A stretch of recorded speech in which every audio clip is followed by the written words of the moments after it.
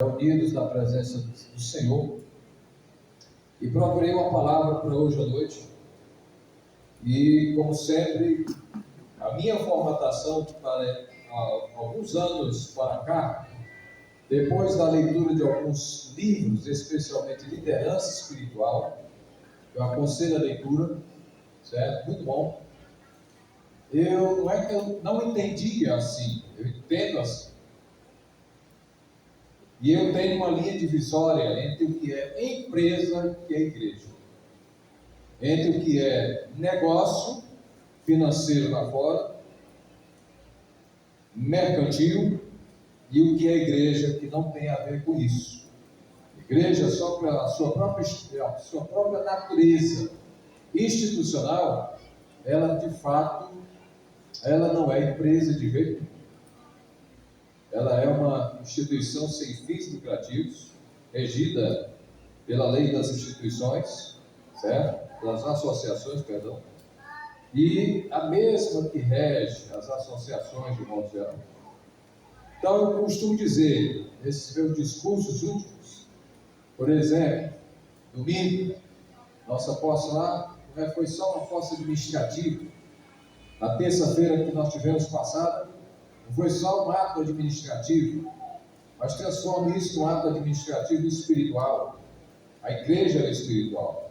É tão gostoso a gente estar num culto como esse, sentindo a presença de Deus, depois de um dia cansado, puxado para a maioria de nós, em plena semana de trabalho, a gente vem, alguns vêm, se arrastam para cá, e aí tem o privilégio de serem contemplados com a presença de Deus, nos louvores. Você não sentiu? Eu senti.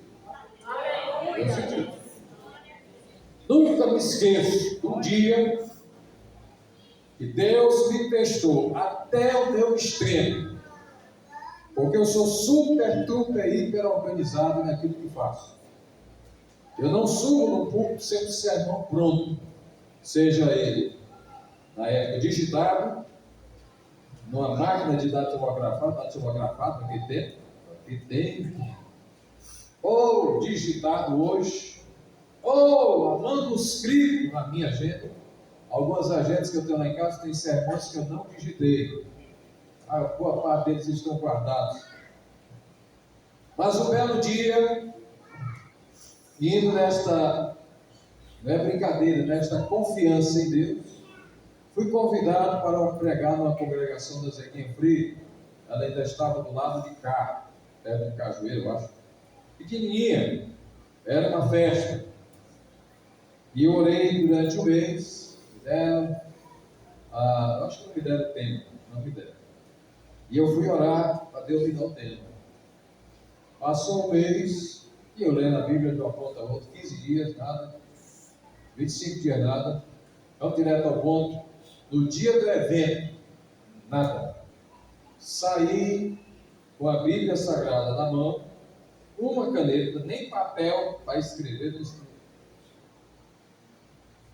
Chegando lá, eu orando e suando, e pedindo a Deus graça. Senhor, cadê? Até agora nada. Foi um teste tremendo na minha vida. Quando, na verdade, o culto estava na sua sequência, os conjuntos cantando e tudo, um dos conjuntos cantou uma música, e naquele momento eu me deixei envolver pelo louvor, descansei em Deus, e o Espírito de Deus disse assim, desta maneira: procure as evidências de Deus no culto. Pronto. Acabou. Caiu a mensagem. Eu tinha um lenço guardado na Bíblia que eu levei, aqueles guardanapos de enxugar rosto, quando a gente come um sanduíche. Com muito cuidado, abri ele, fui escrevendo os tópicos, um por um. E cada vez que eu escrevi, eu senti uma unção grandiosa. Preguei naquela noite. Parecíamos que estávamos num ginásio gigantesco, cheio, lotado. A presença de Deus foi muito intensa, caudalosa. gigantesca. A gente sempre aprende que no culto Deus fala. Qual é o nosso problema? Não estamos com discernimento para isso, na maioria das vezes. Subestimamos pregadores, subestimamos conjuntos. Eu já tinha esta visão. Depois desse tempo eu fiquei mais aguçado. E tem hora a gente recebe assim um selo, como diz José Gonçalves, um selo tão gostoso da presença do Espírito de Deus que conforta, que reanima, restaura o ânimo, sei lá, tanta coisa boa. E, infelizmente, muitos de nós estamos desatentos a isso. Mas não é sobre isso que eu vou pegar. Vou trabalhar sobre o seguinte: pastor e igreja, uma aliança espiritual para a glória de Deus. Para a glória de Deus. Para a glória de Deus. Para a glória de Deus. Cadê o pastor? Os outros são presbíteros, estão nas funções pastorais. Para a glória e para a glória de Deus. Pastor e igreja, uma aliança, certo? Espiritual. Congregação do Avelar, que tem muito carinho, amo de coração. Não escondo isso para ninguém. Aposto que um pastor não é apenas um cumprimento administrativo. É um ato espiritual, é um marco espiritual na eternidade. O homem de Deus foi, o homem de Deus vem.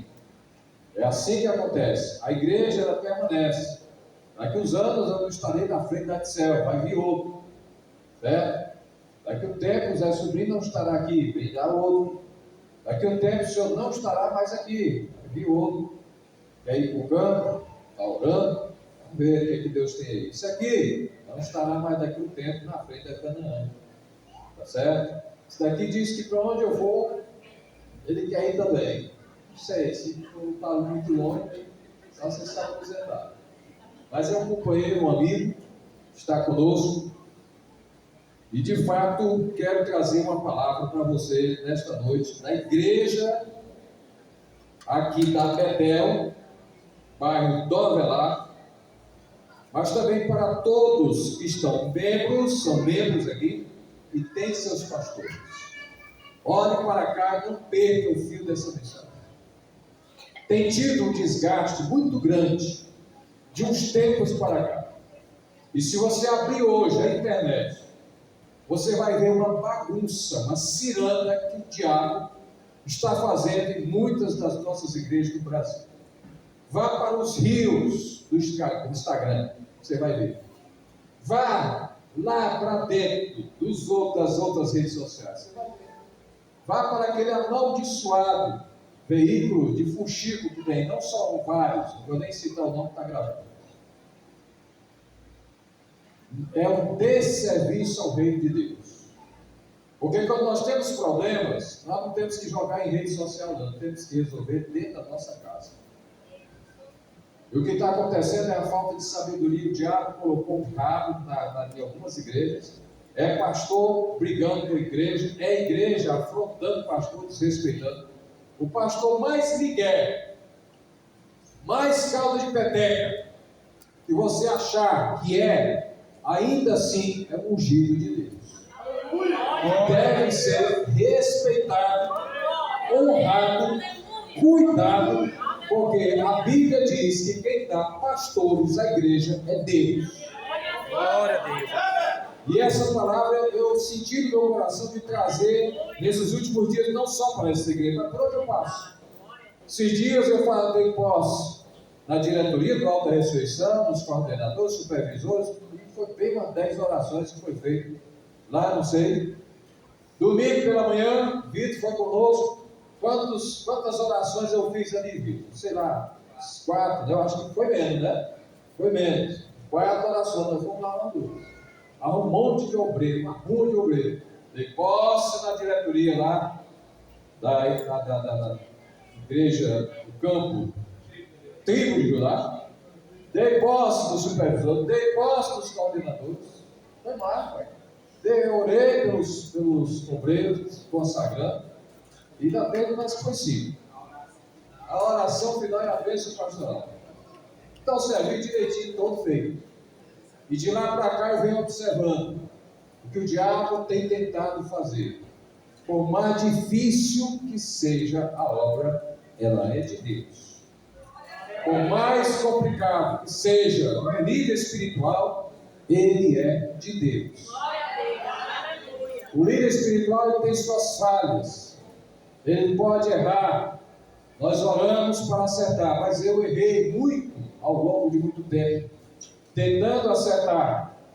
Certo? Posso dizer que errei muito? Não vou dizer que errei muito, mas errei o suficiente para aprender que eu sou falível.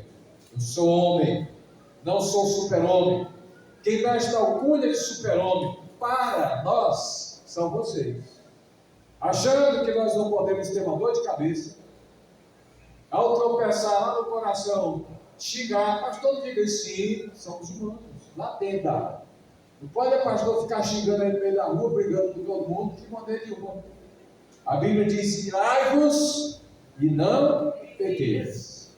O pastor é tão humano quanto você que é membro, que ele toma que suco se der para ele, com pão massa grossa, manteiga dentro, come pizza, come galinha caipira, come ou não come? O senhor não come? Come.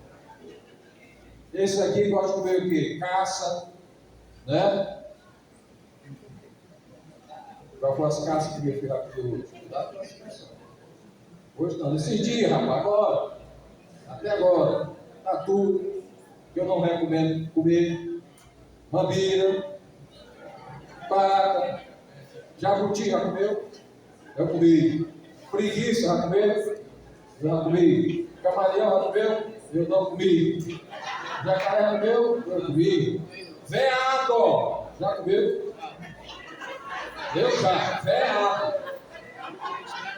E um belo dia, dando aula por aí afora, nesse interior do estado, Piauí, ou se foi no Piauí,